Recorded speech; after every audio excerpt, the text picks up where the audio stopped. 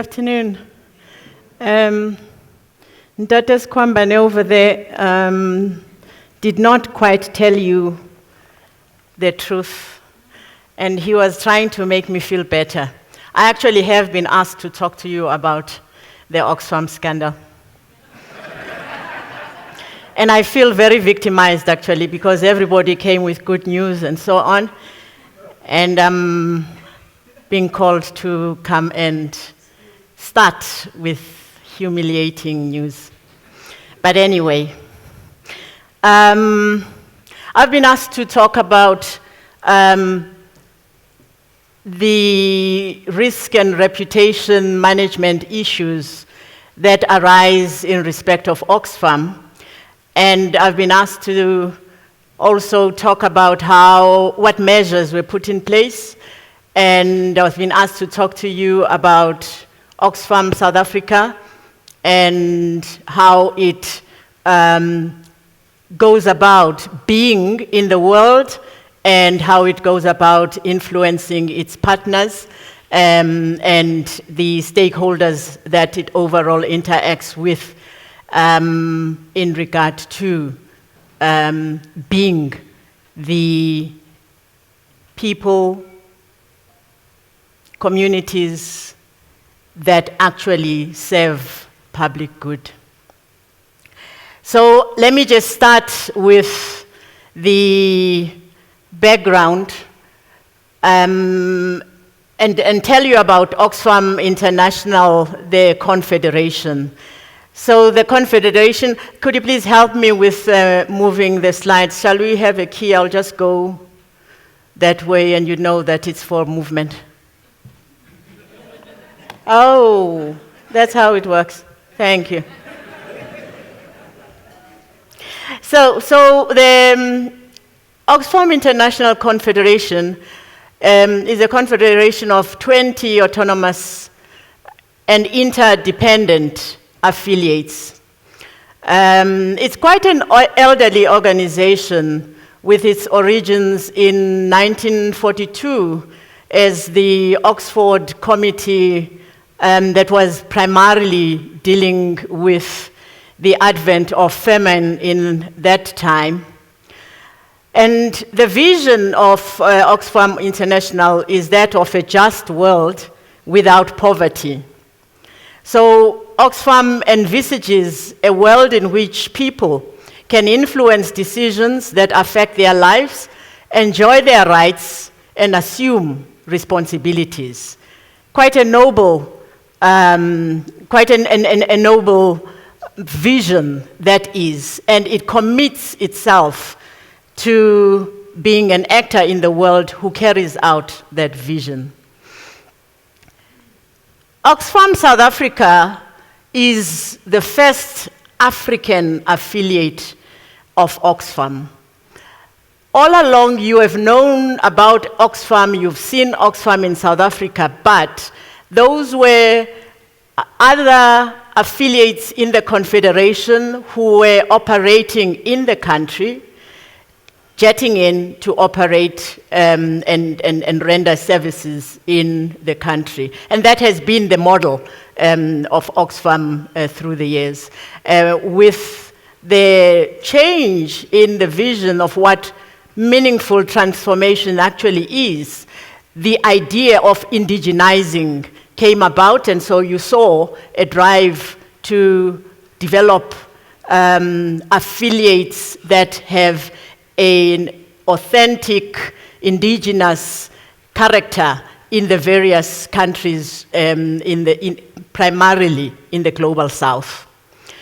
So Oxfam was established then in 2014, and the OSA, we call it OSA, Oxfam South Africa, the OSA vision is of a self-organizing people, actively creating a just, democratic, and sustainable world where power and resources are shared, everyone lives in dignity, and poverty and inequality are no more. So, what then happens when an organization with such a a noble vision of the world that amasses huge amounts of resources from across the globe to actually carry out this vision falls into crisis. There have been many crises, and it is common knowledge, let's just put it on the table. It is common knowledge that in the world of international non-governmental organizations that set out to do good, there is deep and pained experience across the world from those whom these organizations are intended to serve, for whom these organizations were created, because of the impunity with which they act as they proceed to do what they say they are created to do. So, in the wake of 2010, of the 2010 Haiti earthquake, Oxfam, Great Britain, had staff in Haiti. They were doing humanitarian work there, and they committed sexual atrocities. These are often called sexual misconduct, but I call them sexual atrocities against Haitian women and girls.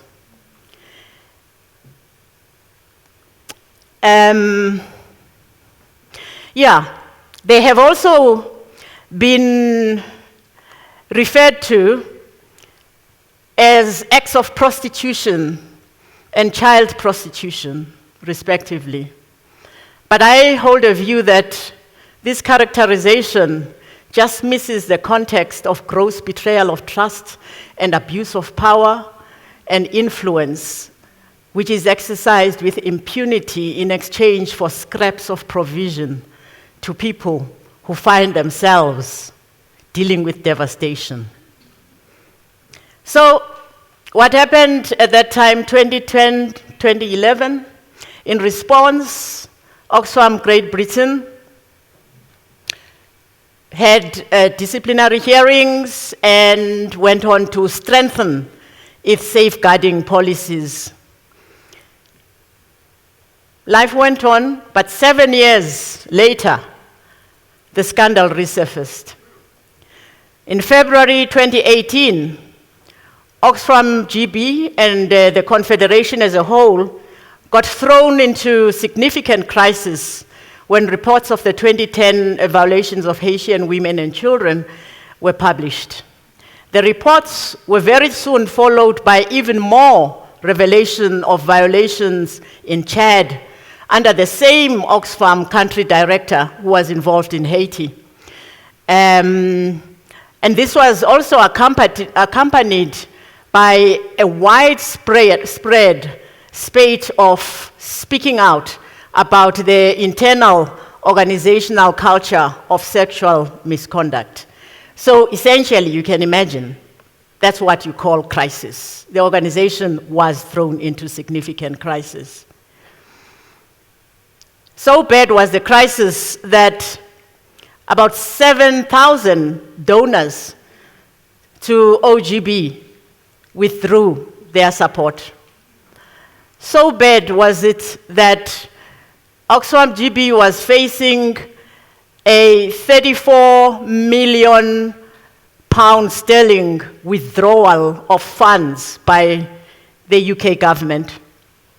So bad was it that very soon Oxfam was facing cuts of about 16 million pounds to reduce their expenses in light of the reduced funding crisis that was, and the crisis that was facing them. So what did Oxfam do in response? This time, it was no easy walk in the park. This time, there was no PR that could save the organization. This time, there was no pretending that the good in the world should be seen ahead of the true colors and the crisis that the organization was causing in people's lives. So in response, an Oxfam system-wide transformational journey began. And the aim was to build a safeguarding culture that goes beyond just preventing and dealing with sexual misconduct and harassment. It was to create harmonized standards and an architecture for prevention and response. And of course, Oxfam South Africa got in there and with its feminist lens became part of the process of co-leading the Oxfam-wide global transformation effort. And what were the outcomes and the lessons that were garnered from this journey? So first, it was a real shift in the way of being for Oxfam, the Confederation, to realize that self-examination was a starting point. Deep self-examination was a starting point. And therefore, a decision was taken and it was implemented to appoint an independent commission into sexual misconduct, accountability, and culture change. And the purpose of this commission, this independent commission, was to investigate the nature and extent of the problem and to recommend change processes to Oxfam. The crisis had to be looked at for what it was. And what Oxfam was able to do was to see that the crisis was a deep wake-up call for itself and for the wider development sector. Everybody knows that these things that we are talking about here are not sporadic once-off incidents that would happen to a poor Oxfam. These things are systemic and widespread. And of course, the crisis had to serve as a catalyst for our own transformation and that of the sector. And so we learned that a safeguarding culture must go beyond sexual harassment focus. It must go beyond policies and technical solutions. And it must go to the depth of understanding and addressing the skewed power dynamics that cause these, should I call them pathologies, to become prevalent in our organizations. So culture transformation became an essential intervention. So as a confederation, Oxfam is now on a tough and yet exciting journey to being an organization with a soul. And aspects of this journey include real deep targeted safeguarding training for all staff in all countries where Oxfam is involved in programs. It includes bolstering of capacity through the appointment of additional safeguarding experts and gender advisors, as well as human resource and humanitarian support staff and practitioners. And it includes a focal point for a rolling safeguarding training program for all staff based in various countries. It includes guidance and support materials for safer recruitment. And these are now in use. And this is aimed at ensuring that Oxfam values are lived out in the entire recruitment process. It includes a partnership approach and an assessment tool which supports Oxfam partners to improve their own safeguarding policies and practices. And this is already in use. And stronger Oxfam-wide policies and practices, which include standard operating procedures for reporting misconduct. And that reporting mechanism is not limited just to internal reporting lines, but also to authorities and to donors. It includes standard operating practices relating to the prevention of sexual exploitation and on child protection.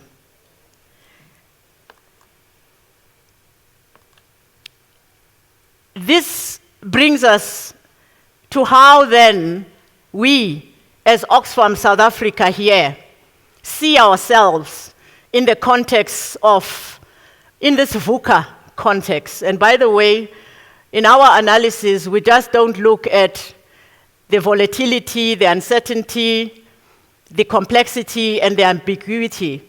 We add an H, which is the hostility that we identify as a huge, huge debilitating factor. This hostility is primarily hostility against women and children. And so, for the OZA organization, the important thing that we learned is that in order to make an impact and live out our vision, we had to be feminist oriented. We had to be focused on the local issues as well as the global issues. We had to focus on marginalized people and the systemic transformation that needs to happen in our country and in the world. And in order to do that, we had to be an organization that focuses on supporting the self-organizing power of people. For example, through our collaborative work that we do with waste recycling co-ops in Ekurhuleni, in collaboration with the communities in Alfred Zoo and in the municipality, and with the municipality there as well, and in demystifying issues of power that dog our economic system through our unrelenting research on economic justice. So as we do all this work, we realize that, sorry, I've lost that. I was just rushing to the end of this because I've run out of time. So I'm just going to just say it. As we do this work, we realize that policies, system, mechanisms are not the panacea to enabling our organization to live up to their vision. What we do need is the creation of the culture. We do need the creation of the ethical culture. We need to be focused consistently on the environment that supports the development of alignment to what actually gives effect to that vision. And that cannot be done without focusing on people and taking people on an internal journey of transformation in order for the people who come in to do the work that is supposed to be transforming people's lives to bring their transformed selves and to be effective in that way. Thank you very much.